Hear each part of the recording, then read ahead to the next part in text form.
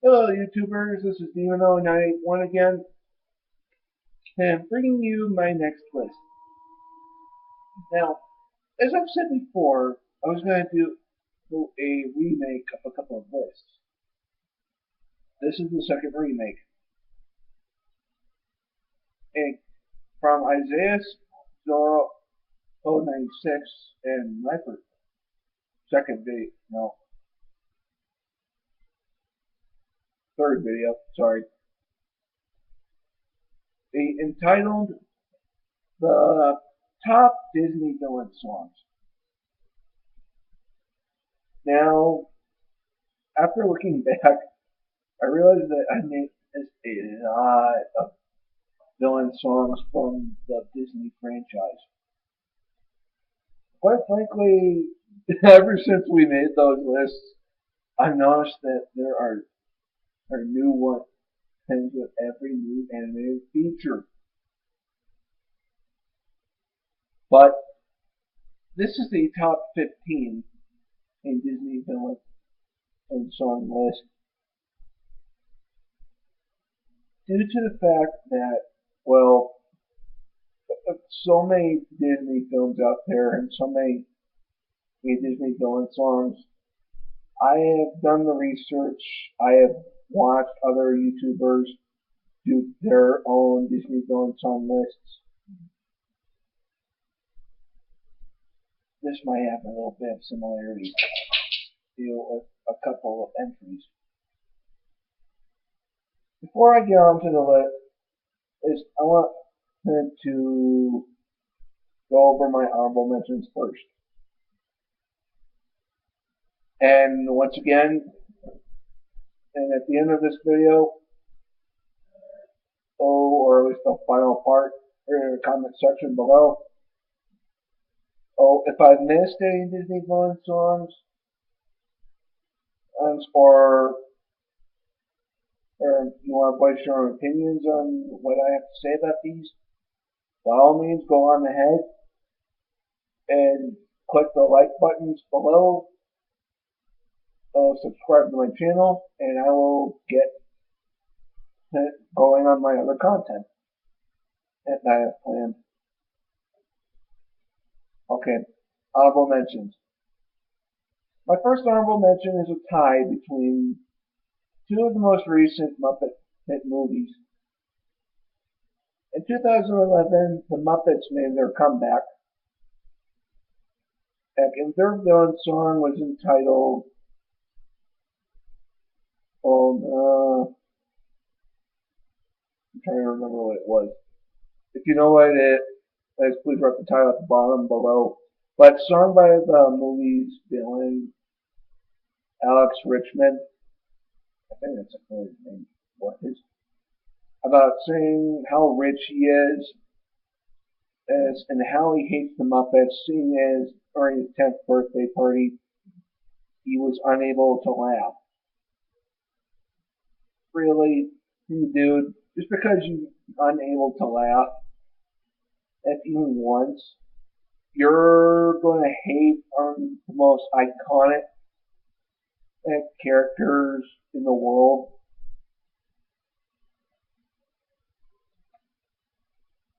And the second entry for my honorable mention, again from the Muppets, but this time it's the most recent movie. The Muppets Most Wanted. And there are actually two. Count them. Two.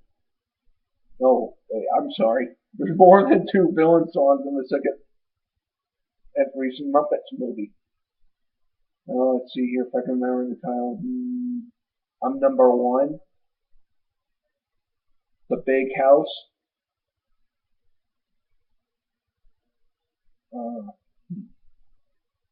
I can give you what you want.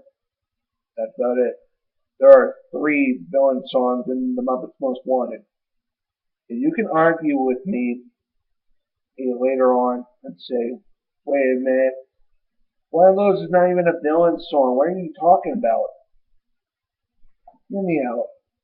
I'm number one is sung by in the film's villain, Constantine, and his number two, henchman, Dominic, bad guy or badgie.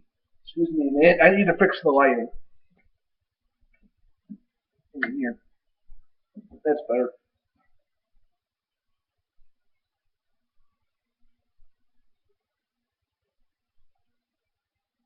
Sorry about if there's a glare. Anyway, I'm number one. Is Constantine bragging about he's the most wanted criminal in the world? Other than how Dominic is always going to be number two, second best. This is also Dominic's lament in a way, as he pines for the moment where he's finally number one. And so that this frog can shut up.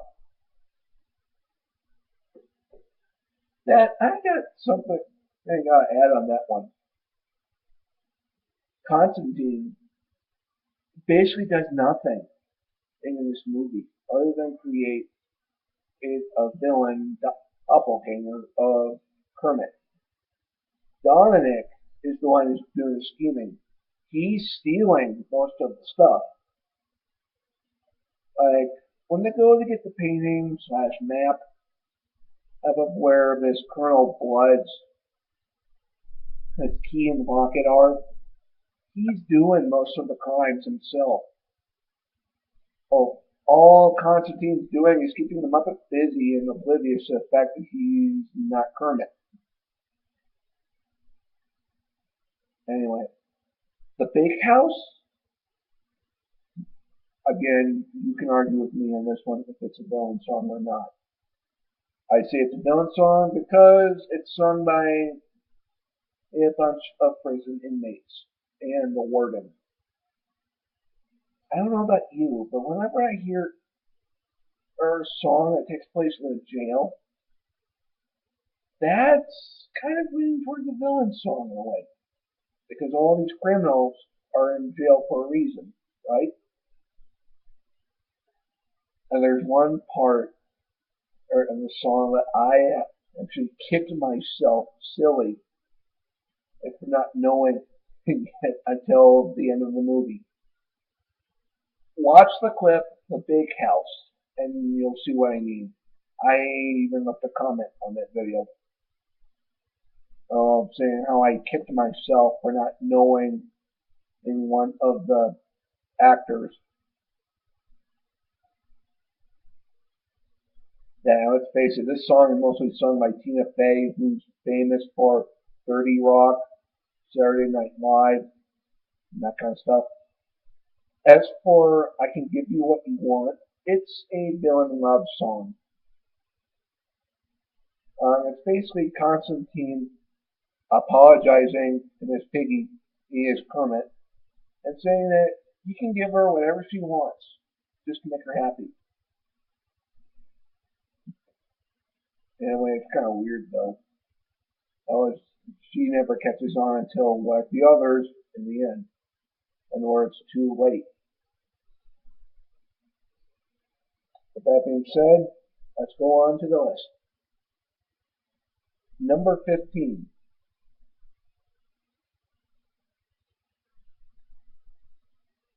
Excuse me, man. I gotta clear my throat for a second for this one.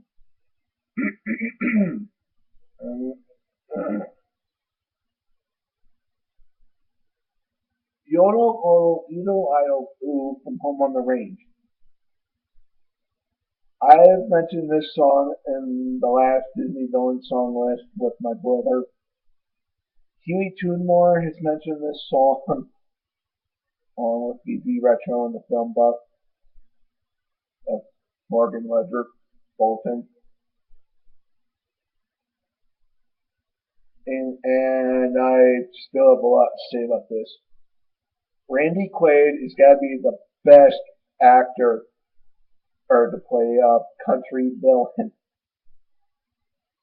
I loved him as Alameda Slim because he's so over the top, it's almost hilarious. And after seeing him on the movie Fleet, I just found myself laughing whenever he spoke because that's all I could think about. Oh, it was Alameda Slim. Mostly because he's so weird and yet funny. And this yodeling song of his is kind of like a Pied Piper or esque tune, where he hypnotizes cattle into following him to his hideout, which is hidden in the mountains in an abandoned mine shaft.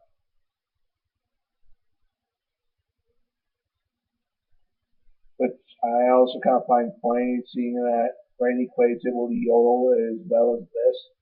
Even yodeling to the tune of Beethoven Symphony Number 5, uh, the William Tell Overture,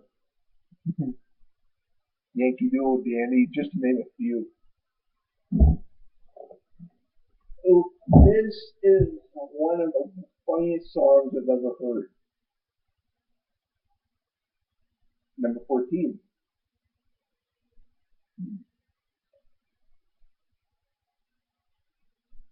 Number 14, I have to admit, this song was kind of near the bottom of my last list for a good reason. So it's Sidekicks and Henchmen from Once Upon a Halloween. This is kind of like Disney's greatest hits or villains. And in a way, because it shows a lot, ends up being used as villains. Like Scar, Frollo, Captain Hook, Ursula, the evil queen from Snow White, and so on and so forth. And basically, whoever sings the song does it pretty well. And they make a lot of good points for handling the sidekick candidate or henchman. You always need someone, and to kick around, you always need someone to do your bit, and so on and so forth. But as the Cauldron and says at the end of the song, having a henchman can be a little difficult, especially if they're as incompetent as Kong and or as flimsy as Fidget. That's it for part one. I'll see you guys in part two, where I start getting and weird thoughts about certain Disney villains. Later.